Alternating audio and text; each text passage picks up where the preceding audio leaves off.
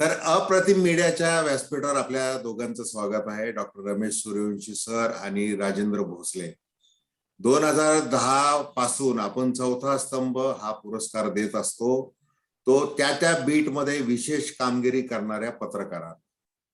अप्रतिम मीडियाला या उपक्रमासाठी भरभरून पूर्ण प्रतिसाद मिळतोय. पूर्ण महाराष्ट्रातील पत्रकार, मग ते प्रिंट मधले असतील, इलेक्ट्रॉनिक मधले असतील किंवा न्यू मीडिया मधले असतील, या सगळ्यांनी खूप उदंड असा प्रतिसाद दिलेला आहे.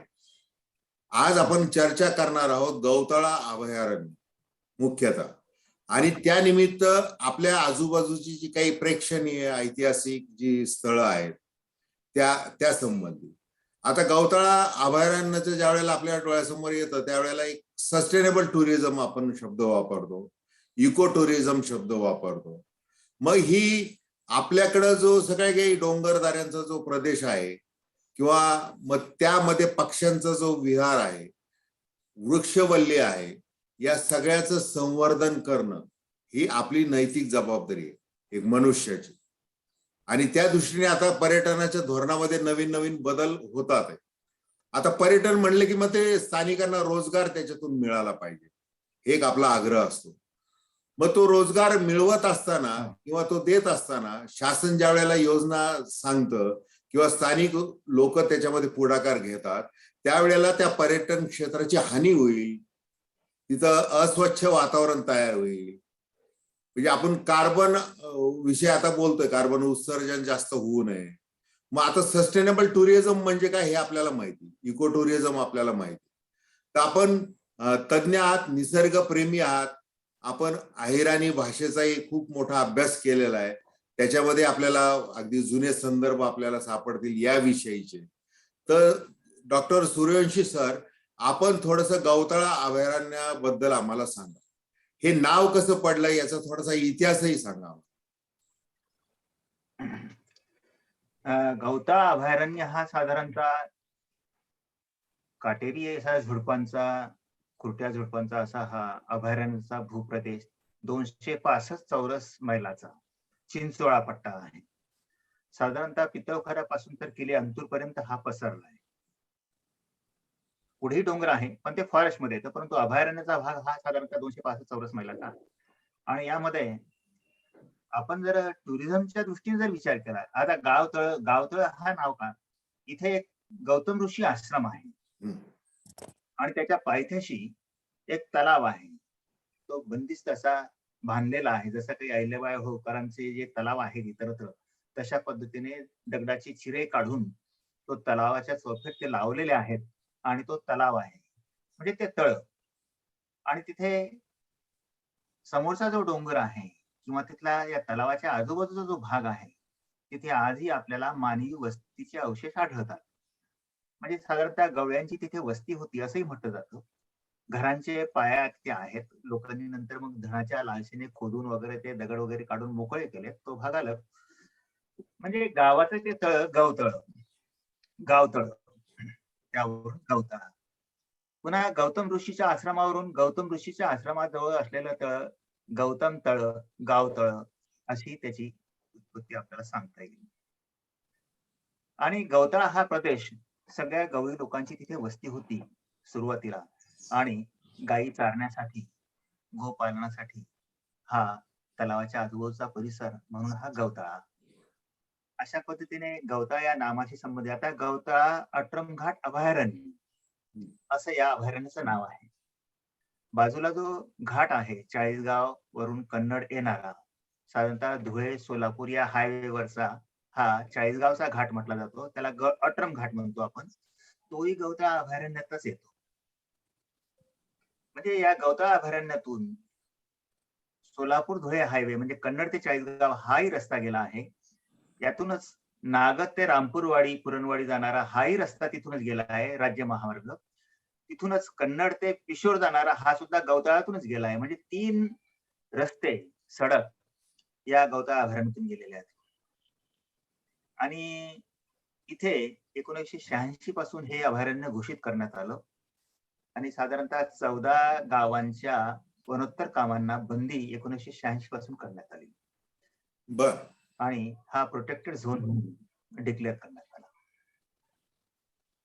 हे 14 जे काम तुम्ही सांगितले बंदी, हे कुठले काम? साधारणतः वृक्षतोड करू नये किंवा वनसंपदा नष्ट करू नये, गुरं चारू नये. परंतु नेमकं काय झालंय की या परिसरामध्ये जे आदिवासी राहत होते ते डोंगरात राहत होते. ठाकर, भिल्ल आणि बंजारा यांची ही वस्ती इकडे भरपूर आहे. पण नेमका औरंगाबाद जिल्ह्यामध्ये आदिवासीच नाहीत असा आधी सुरुवातीला टीआरटीआयचा समज होता. 85 ते साधारणतः 2018 पर्यंत भिल्ल आणि ठाकरेंचं अस्तित्व मान्य करायला हा कालावधी लागला शासनाला.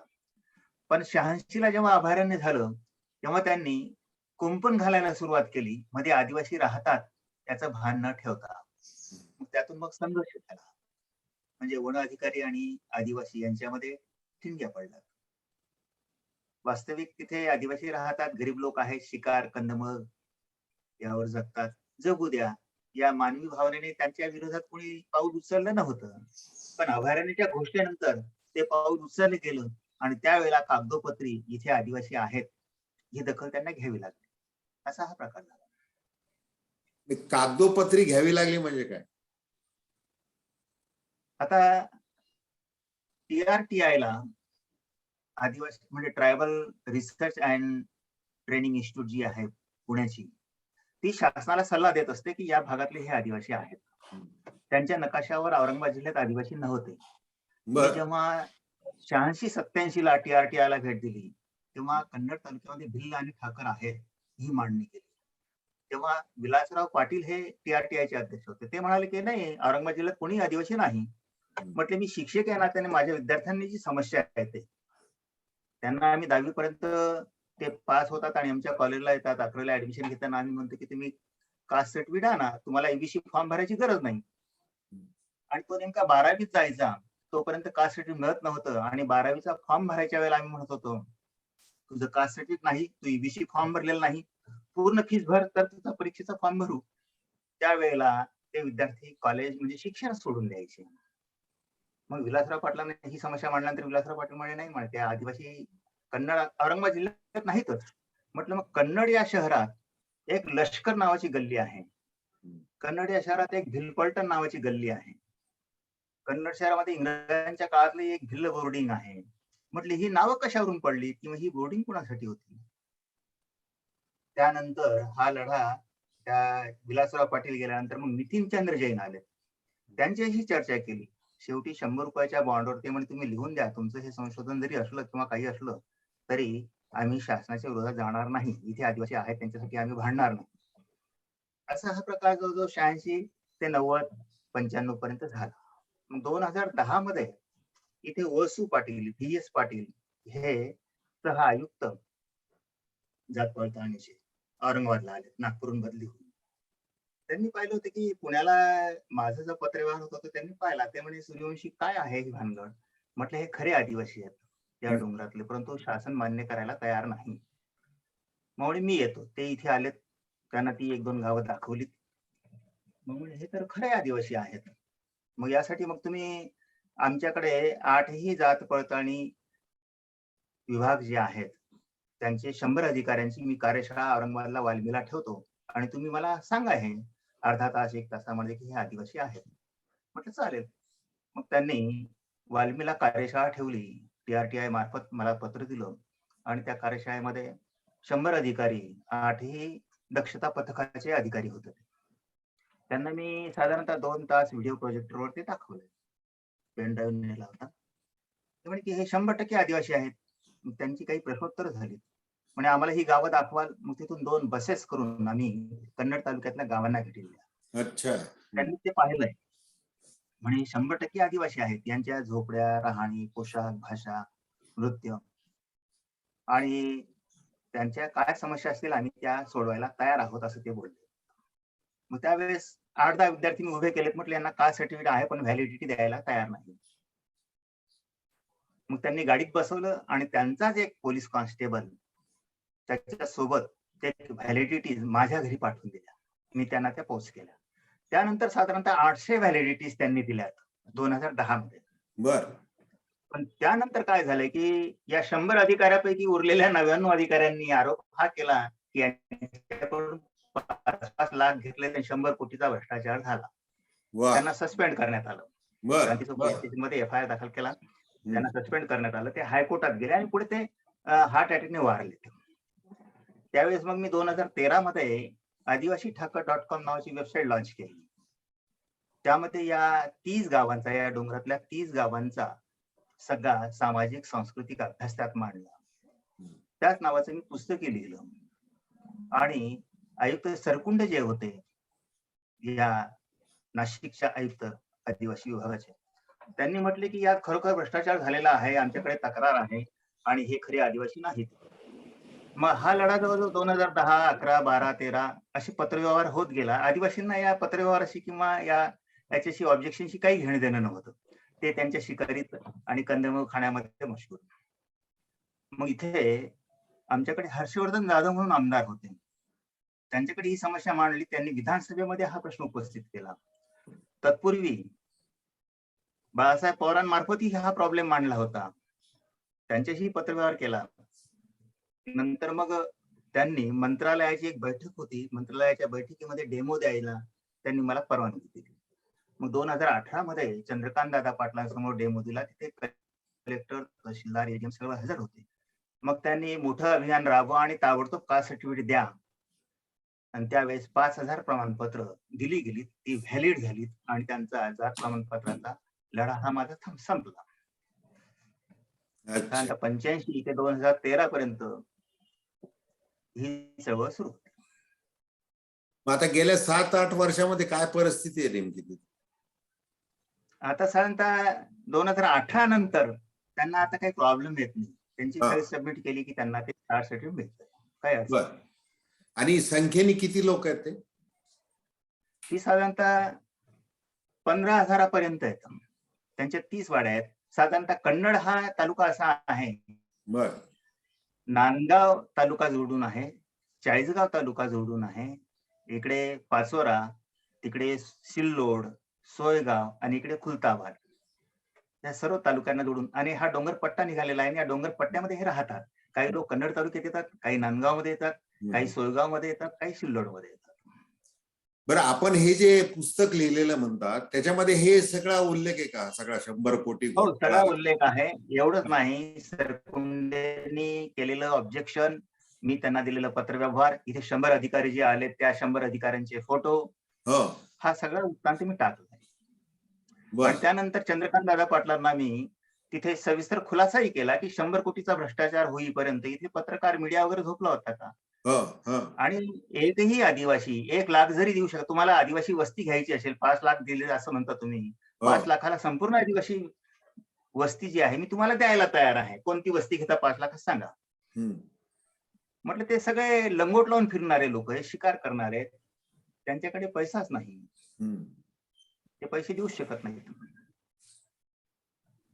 मग आता गवताळा आणि एकूण त्या परिसराचं जसं मी प्रश्न यासाठी विचारला होता की 14 प्रकारचे बंधनं टाकले, तर ते बंधनं कितपत पाळले जातात किंवा काय अवस्था आहे? ती पाळली जातात, पण नेमकं काय झालंय की मध्यंतरी या 3-4 वर्षामध्ये जे काही अधिकारी आले त्यांना मी बोललो की तुम्ही आदिवासींना सामावून घ्या.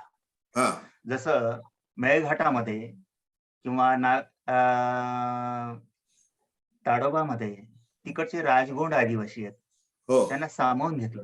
अभयारण्यात कुंपणाच्या आत त्यांना ठराविक असं स्टे दिला गेटला लागून.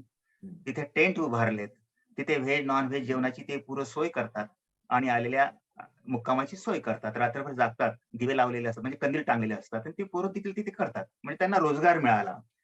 तिथे गावातल्या समित्या स्थापन केलेल्या आहेत. त्या समित्यांच्या पोरांना त्यांनी जीपांसाठी डिझेल आणि रिडिंग घेऊन दररोज त्यांना आत फेरफटका मारायला परवानगी देतात. म्हणजे त्यांना तो रोजगार मिळाला. त्यातलेच काही आदिवासींना त्यांनी गाईड कसं करावं पर्यटनासाठी त्याची ट्रेनिंग दिली. म्हणजे तिथे पार्किंगची सोय, गाड्यांमधून फिरवायची सोय, कॅन्टीनची सोय आणि गाईडची सोय तिथल्या स्थानिक आदिवासींना मिळाली. तशा पद्धतीने इथे करावं म्हणून मी बराच प्रयत्न केला. गवताळा इथे सुद्धा किशोर नाक्यावर साधारणतः 100-125 गाड्या पार्किंगच्या उभ्या असतात. त्यांना कुठलाही रोजगार नाही. पण तेच जर इथे टुरिझमचा सगळा हा बेल्ट जर वाढवला आणि परवानगी दिली तर 1000-2000 ते गवताळा फिरून आणू शकतात. इकडे साधारणतः या डोंगरामध्ये पितळखोऱ्यापासून तर सोयगाव पर्यंत 6-7 किल्ले आहेत, 6-7 लेण्या आहेत, 4-5 चांगले मोठे धबधबे आहेत. म्हणजे अभयारण्यासोबत ज्या सगळ्या गोष्टी आहेत आणि जुनी शेकडोवर अशी हेमाडपंथी मंदिरं आहेत. आता हे बरं का सर, की आता हे ठीक आहे, वाहनं आहेत, म्हणजे जसं सुरुवातीला मी जसं प्रस्तावनेमध्ये म्हटलं की इको टुरिझम किंवा सस्टेनेबल टुरिझम याच्याबद्दल जी परिस्थिती, जी काळजी घ्यायला पाहिजे ती सगळ्यांनीच घ्यायला पाहिजे. तर हे अभयारण्यासाठी जी वेगळी तरतूद केली जाते किंवा त्याचं संवर्धन करण्याच्या दृष्टीने काही पावलं उचलले जातात, तर त्यामुळं काहीतरी निर्माण होईल. आता हे राजेंद्र भोसले जे आहेत यांना खूप आवड आहे हे सगळं निसर्गाची, आणि ते वारंवार त्याच्यामध्ये काही व्हिडिओ चित्रण करत असतात, त्या संबंधी ते बातम्या लेख वगैरे देत असतात नेहमी. आता मी थोडस काय करतोय की त्यांनाच असं विचारतोय की तुम्ही खूप व्हिडिओ चित्रीकरण केलेलं आहे, लिहिलेलं आहे, एक तालुका वार्ताहर म्हणून काम केलेलं आहे, आणि आता आपण शिक्षक म्हणून काम करताय. तर गवताळा अभयारण्य किंवा बाकीचं ते सीता नाणी असेल किंवा हेमाडपंथी मंदिर असतील किंवा एकूणच इको टुरिझम आणि सस्टेनेबल टुरिझम, म्हणजे ह्या बाबतीमध्ये तुम्ही काय सांगाल, तुमचं मत राजेंद्र भोसले? सर, तसं बघितलं तर आपलं कन्नड तालुक्याच्या बाबतीत जर आपण बघितलं तर कन्नड तालुका हा पर्यटनाच्या संदर्भामध्ये खूप संपूर्ण आहे, श्रीमंत आहे. आपण जेव्हा एखादा पर्यटक औरंगाबादला येतो त्याला फार फार तर बीबीचा मकबरा, अजिंठा, वेरूळ आणि दौलताबादचा किल्ला याच्याशिवाय दुसरं काही माहिती नाही, आणि हेच पर्यटन स्थळ बघून तो परत जातो. परंतु याच्याही व्यतिरिक्त औरंगाबाद जिल्ह्यामध्ये खूप असे सरस पर्यटन स्थळ आहे, अभयारण्य आहे. त्यातल्या त्यात उदाहरण जर आपण घेतलं तर कन्नड तालुक्यामध्ये सगळ्यात जास्त पर्यटन स्थळ आहे औरंगाबाद जिल्ह्यामध्ये. आणि औरंगाबाद जिल्ह्यामधलं कन्नड तालुका असा तालुका आहे तिथं पितळखोरा लेणी आहे. आता ह्या पितळखोरा लेणी ह्या ज्या आहे अति प्राचीन लेण्या आहेत, म्हणजे अजिंठा आणि वेरूळच्या ही पूर्वीच्या लेण्या आहेत. त्या इसवी सन पूर्व 1ल्या ते 2ऱ्या शतकामध्ये ह्या लेण्या कोरलेल्या आहेत. आणि याचं बौद्धिस्ट लेणे आहे, बौद्धिस्ट आर्किटेक्चरचे उत्कृष्ट नमुना आहे. आणि अशा या लेण्या आहेत आणि आर्किओलॉजिकल डिपार्टमेंटच्या अखत्यारीत त्या लेण्या आहेत. परंतु आपण जेव्हा त्या लेण्याकडे बघतो त्यावेळेस तिथला जो विकास अजूनही अपूर्ण आहे. तिथं टुरिस्टांना किंवा पर्यटकांना ऍक्सेसिबिलिटी नाहीये, ते व्यवस्थित पोहोचेल अशा प्रकारच्या सुविधा उपलब्ध करून दिलेल्या नाही. आता हा जो गवताळा अभयारण्य आहे, ही गवताळा सँक्च्युरी आपण इतर नागपूर जिल्ह्यातल्या इतर अभयारण्य जेव्हा बघतो त्यावेळेस MTDCचा आणि वन विभागामार्फत पर्यटकांना अनेक सुविधा उपलब्ध करून दिलेल्या आहेत. मग सफारी असेल किंवा जंगल ट्रेलिंग असेल किंवा कॅम्पिंग असेल, अशा अनेक सुविधा दिलेल्या आहेत जेणेकरून तिथं पर्यटक येतील. परंतु अभयारण्य असल्या कारणाने इथे ह्या सुविधा देता येत नाही असं अधिकाऱ्यांचं म्हणणं आहे. अभयारण्य असणं चांगलं आहे. अभयारण्य आमच्या कन्नड तालुक्याच्या शान आहे, कन्नड तालुक्याच्या वैभवामध्ये भर घालणार आहे. परंतु यामधून रोजगार उपलब्ध झाले पाहिजे, ना की तिथे आपण रिस्ट्रिक्टेड एरिया म्हणून तिथे जाण्यासाठी बंधन नाही करायला पाहिजे. आपलं बंधनं आपल्याला घालता आले नाही पाहिजे किंवा बंधनं घातले नाही पाहिजे. आणि याच्यातून रोजगार उपलब्ध होईल आणि आपल्याला निसर्ग कन्झर्वेशन बी सुद्धा करता येईल किंवा अभयारण्याचं आपल्याला रक्षणही करता येईल. या दोघातलं साम्य साधून आपल्याला पर्यटन ऍक्टिव्हिटीज तिथं उपलब्ध करता येणार आहे.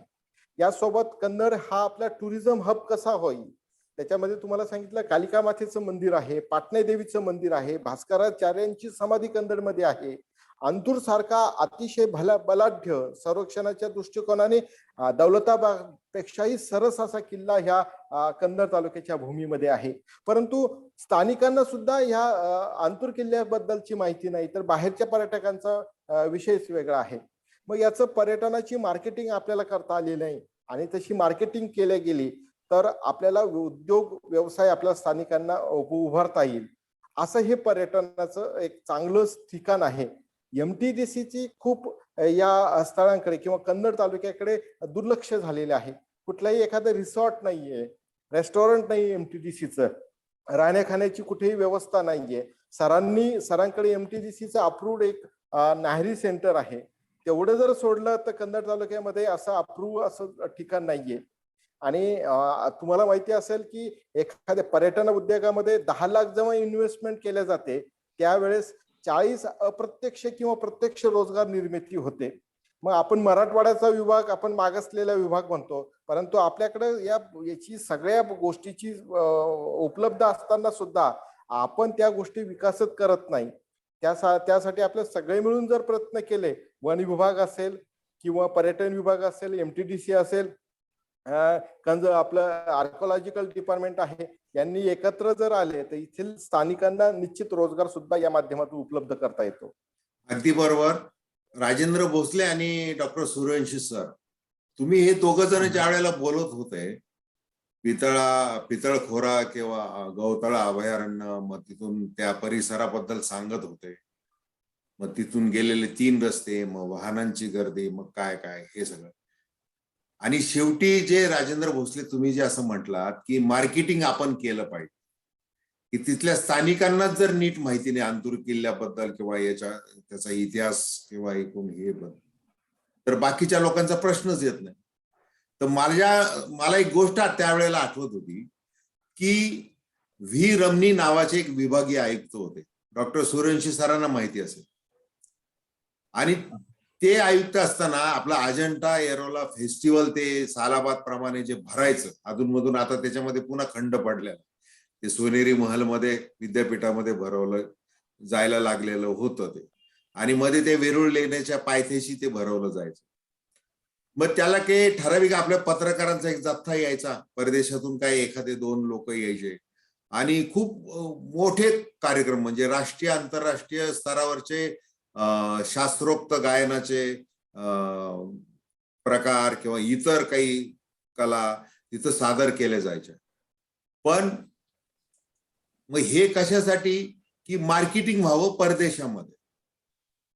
आणि त्यावेळेला व्ही रमणी यांनी अप्रतिम मीडियाला म्हणजे आम्हाला सांगितलं होतं की तुम्ही त्याच्यावर काहीतरी मार्केटिंग संदर्भात काहीतरी फिल्म तयार करा.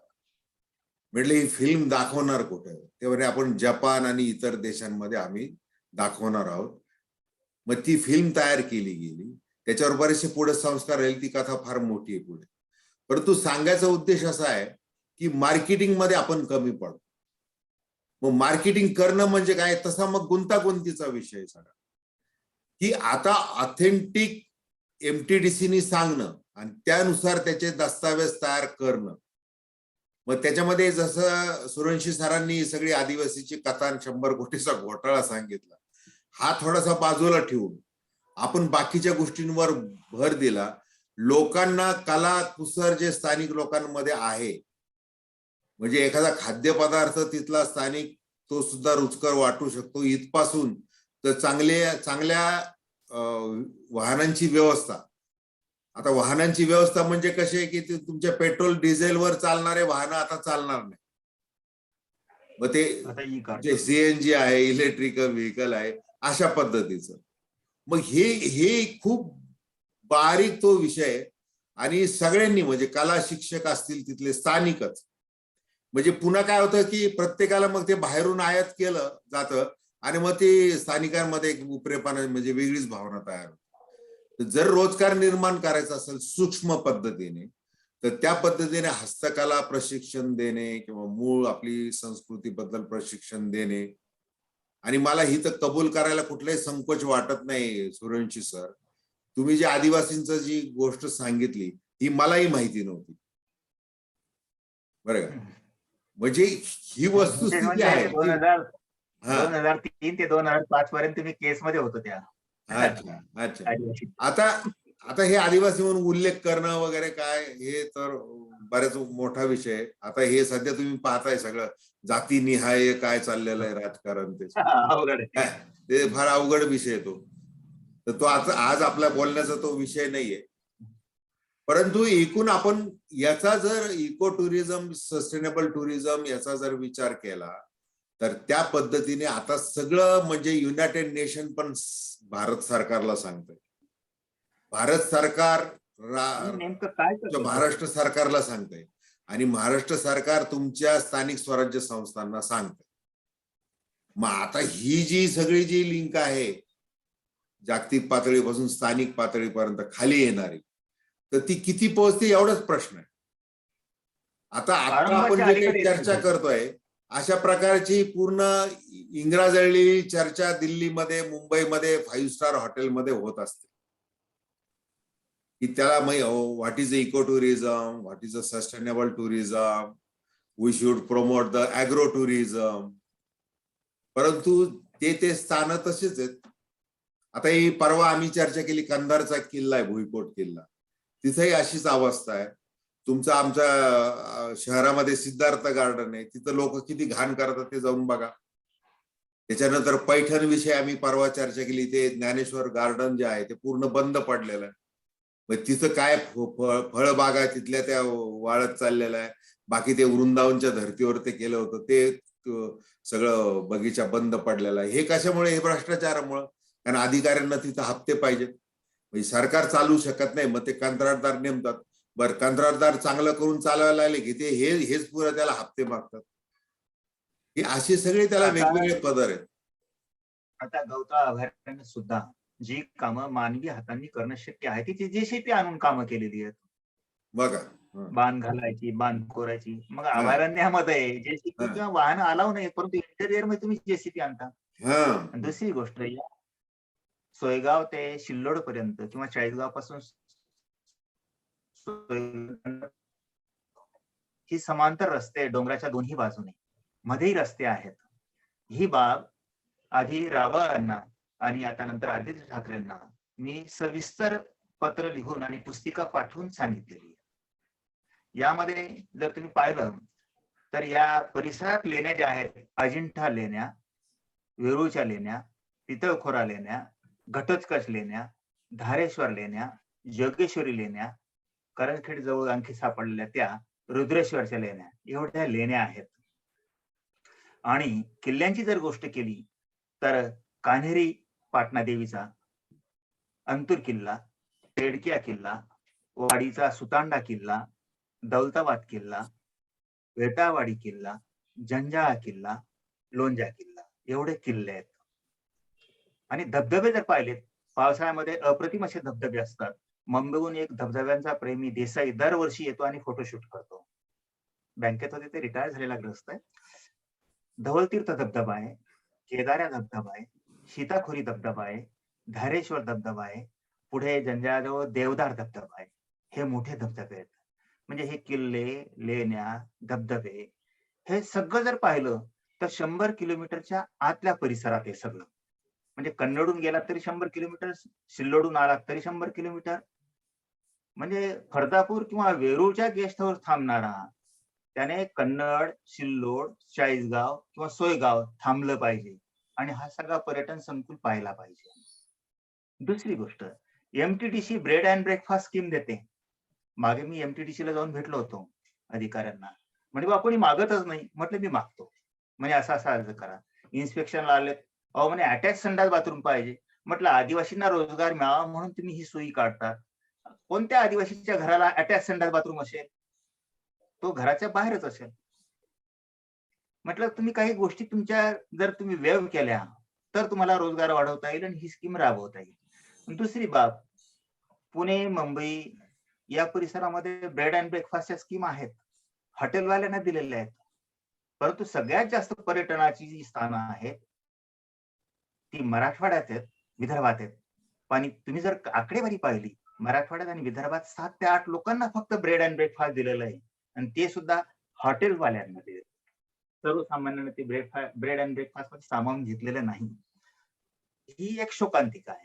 हे मी त्यांना आकडेवारीनुसार त्यांना सुद्धा बोललो होतो त्यावेळेला. सर, ब्रेड आणि ब्रेकफास्टची जी कन्सेप्ट, सर तुम्हाला थोडंसं मध्ये डिस्टर्ब करतो. ब्रेड आणि ब्रेकफास्टची जी कन्सेप्ट आहे ते म्हणजे ज्या ठिकाणी हॉटेल उपलब्ध नाही त्या ठिकाणी स्थानिकांच्याकडे जर रूम उपलब्ध असेल तर पर्यटकांनी त्या रूम मध्ये राहावं आणि तिथल्या आजूबाजूच्या परिसराचा आनंद घ्यावा, अशी त्याच्या मागची थोडक्यात संकल्पना आहे. आता ज्या रूम उपलब्ध आहेत त्याचं एमटीडीसी एकदा इन्स्पेक्शन करतात, त्या पर्यटकांसाठी राहण्यासाठी सुरक्षित आहे का, जो तो रूम उपलब्ध करून देतो त्याच्याकडे टॉयलेटची व्यवस्था आहे का, या सगळ्या गोष्टीचं थोडंसं स्क्रुटिनी केले जाते आणि त्या रूम तेव्हा उपलब्ध केले जातात. ठराविक असं की ज्या ठिकाणी इन्फ्रास्ट्रक्चर डेव्हलप नाही, हॉटेल नाही, रेस्टॉरंट नाही, त्या ठिकाणी अशा माध्यमातून पर्यटकांना राहण्याची व्यवस्था व्हावी, हा त्यामागचा उद्देश आहे. परंतु एमटीडीसीच्या माध्यमातून काय बघितलं जातं की त्यांची एमटीडीसीच्या माध्यमातून तिथे असं बघितलं जातं की तिथे फुल फ्लेश हॉटेल आहे का. आता मला सांगा, सरांनी सांगितल्याप्रमाणे आदिवासींकडे त्यांना राहण्याची व्यवस्था नाहीये. त्यांनी पर्यटकांसाठी जेमतेम व्यवस्था केली. त्यामध्ये ते कमोडची व्यवस्था आहे का, तिथं बाकीचे इतर सुविधा आहे का, अशा जाचकाठी टाकल्यामुळे तिथं पर्यटक राहू शकत नाही. ज्या आहे त्या सुविधामध्ये पर्यटक राहायला जर तयार असेल तर त्यांना राहण्यास काही हरकत नाही. परंतु एमटीडीसीच्या ह्या हेकेखोरपणामुळे तिथे पर्यटन डेव्हलपमेंट मध्ये अडचणी येत आहेत. समाज आहे, भिल्ल समाज आहे, ठाकर समाज आहे आणि हा आदिवासी समाज म्हणून ओळखला जातो.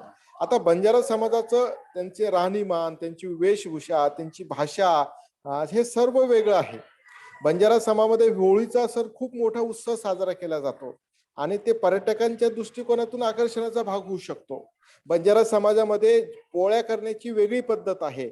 जसे खानदेशामध्ये मांडे बनवतात हातावरती, तसंच बंजारा समाजामध्ये हातावरती पोळ्या बनवतात. आपण जे रोजच्या ज्या पोळ्या खातो आपण त्या हातावर बनवतात. अतिशय मऊ आणि लुसलुशीत अशा त्या पोळ्या असतात.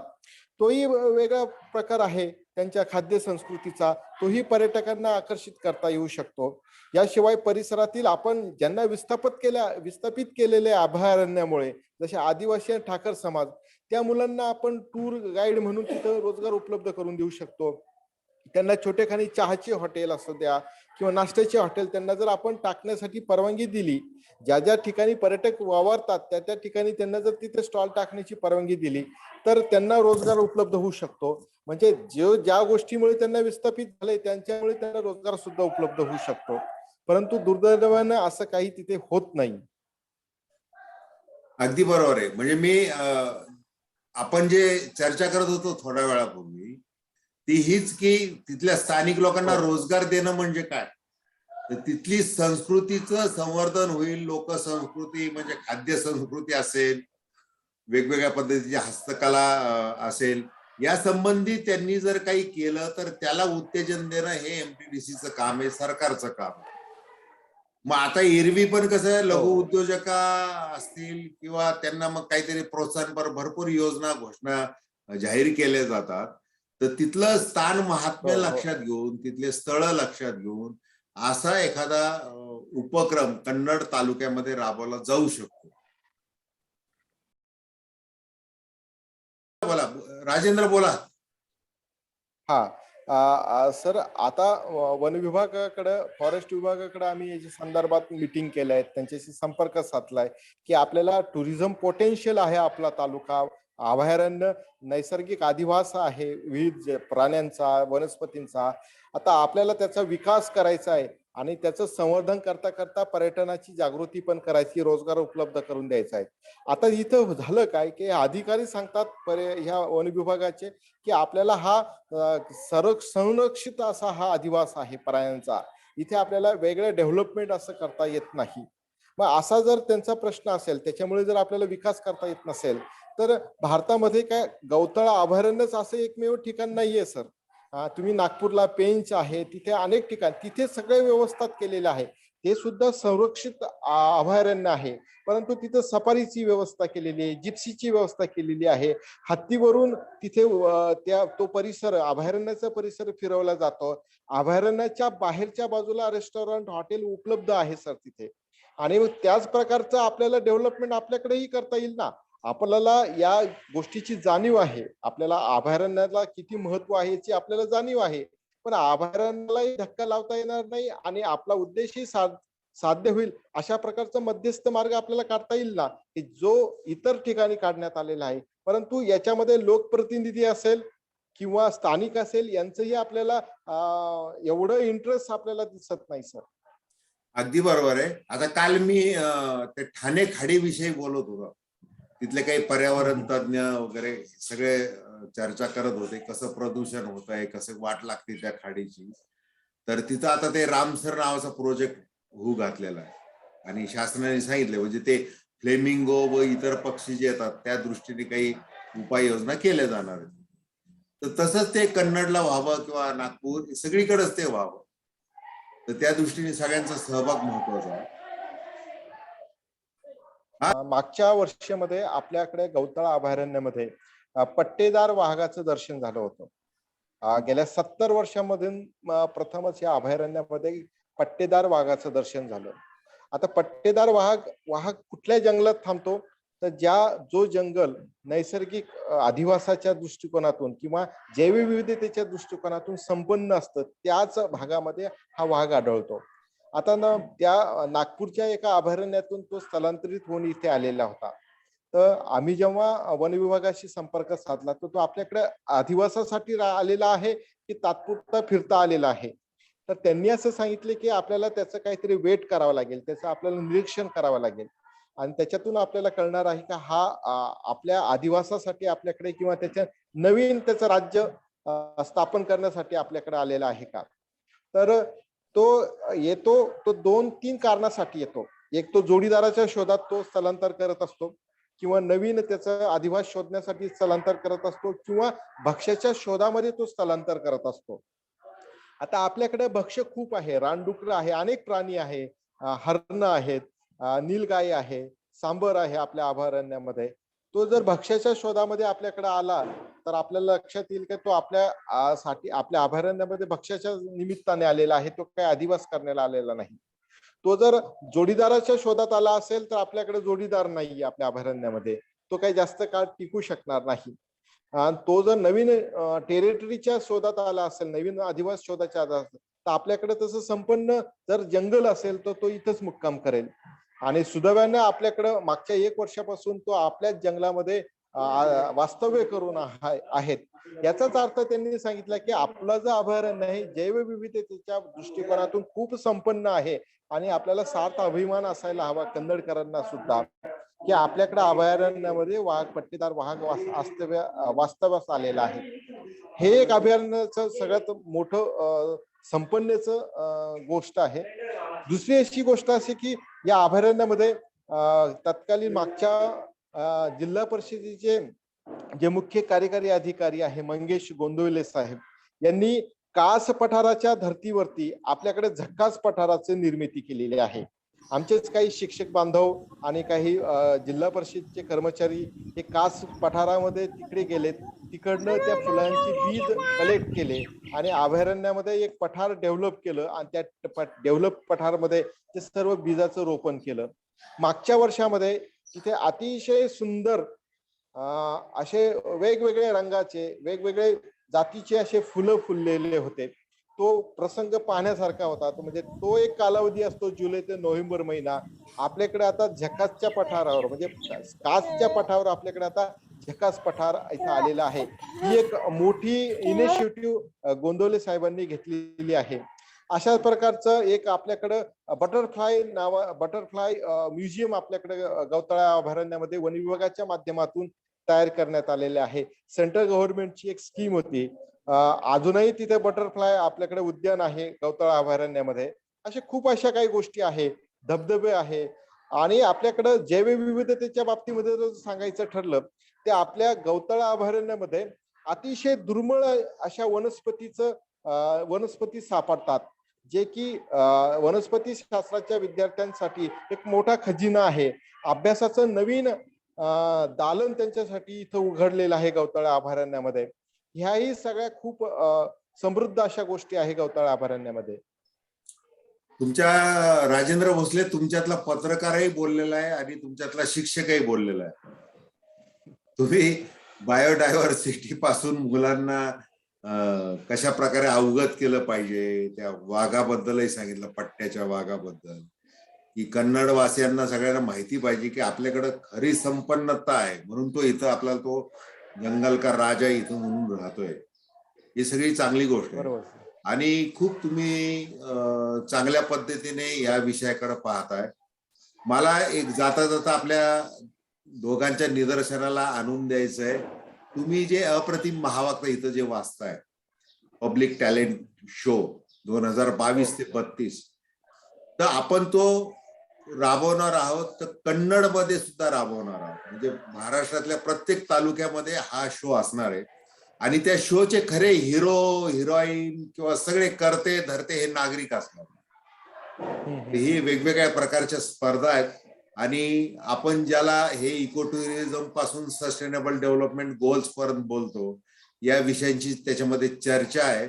आणि नुसती चर्चा नाही तर एकमेकांना अवगत करणे. जसं आता तुम्ही सांगितलं की किती आदिवासी जमाती आहेत, किंवा त्यांचं खाद्य संस्कृती कशी आहे, किंवा हे जैवविविधता किती मोठ्या प्रमाणात आहे, या MTDCच्या नेमक्या योजना काय आहे, तिथं दळणवळण पाहिजे तर मग ते कुठल्या इंधनावर चालणार पाहिजे, या छोट्या छोट्या गोष्टी. आणि मग ते हे करण्यासाठी कोण कोण पात्र नागरिक आहेत की ज्यांना कुठला व्यवसाय नाही, सध्या कुठली नोकरी नाहीये, असं काही करता येणार नाही.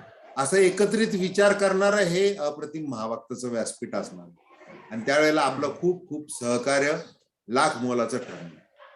तर आपण दोघांनी या चर्चेसाठी वेळ दिला आणि विस्तृतपणे माहिती दिली, याबद्दल अप्रतिम मीडियाच्या वतीने धन्यवाद, आभार.